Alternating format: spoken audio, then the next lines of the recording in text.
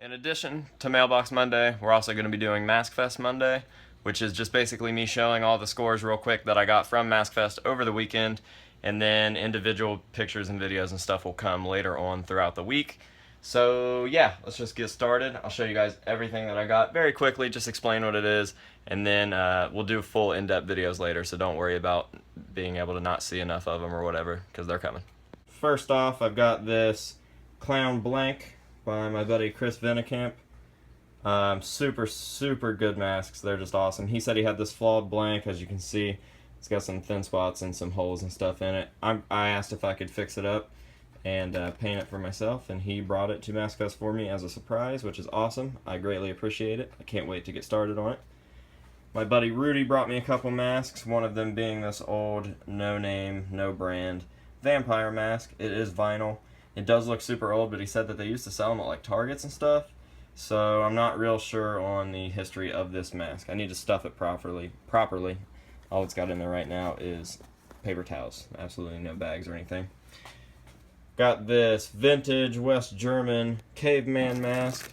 This is one of the same masks used by the band Fart Barf. That's the reason I bought it. Those guys are super nice, and they do know what they're talking about when it comes to their mask, which is rare because most mask bands have no fucking idea what they're talking about. So that's cool. They've used a couple different versions. Topstone has a version. West German has put out multiple versions. I believe Topstone's put out multiple versions as well. They've definitely had these before. So 25 bucks. I was like, hell yeah, I'll take it. This is a rare mask. I don't even know what the fuck it is. Rudy brought it to me. He said it's from the 40s, and it's got a date in here, or a store. No, a name. 57 Country Girl. So yeah, it's just a weird ass mask, I think. It was in the Maskfest blog a few days back. You guys probably saw it. My buddy, Joey Simpson from Kissing Candace, gave me some stage used masks. This is one of the first ones he used, and this is one that he tried to make himself and did not end up liking, which is cool. It's starting to rot. It's definitely very sticky, very heavy. So I'm going to properly stuff it. It's sticking to all my other masks. I'm pulling the hair out. I'm going to properly stuff it, try to keep it preserved as long as possible. So yeah, thank you, Joey. These are cool. Stage use stuff is always nice. Got these two vintage distortion scores off of Eric. I believe they were Eric's masks. They were set up at the actual Maskfest booth. I love distortion stuff. This is like perfect examples of distortions. They have very choppy, thick style. I don't even know what to call it, but Ed's old sculpts are just amazing with this stuff, and it just screams like vintage Halloween to me. So I had absolutely no problem paying for these guys. I definitely enjoy them. They're gonna look good. I'm going to start an actual distortion shelf, so that's where theirs are going to go.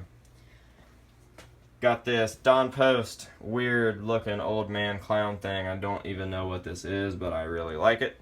It was 30 bucks. I said, fuck it. I'll go ahead and grab that. So yeah, definitely a cool piece, I think. I've got this Maskfest 2016 yearbook mask. The idea was, it was Sunday. I woke up. I said, man, I want to do something cool today. And the idea of like how elementary school kids get their t-shirts signed in elementary school, like on the last day. So yeah, I just bought like a generic skull, something very basic and smooth with a lot of room to write on, and I found as many friends as I possibly could and had them sign it. Shout out to Justin Mabry. So yeah, everybody loved that idea. I thought it was really cool, and that's probably one of my favorite pieces that I brought back. Got this vintage Be Something Lady Di mask. Excellent condition. Very happy with this. I've been looking for one since I gave my last one away to Tom from Mushroom Head and never got it back.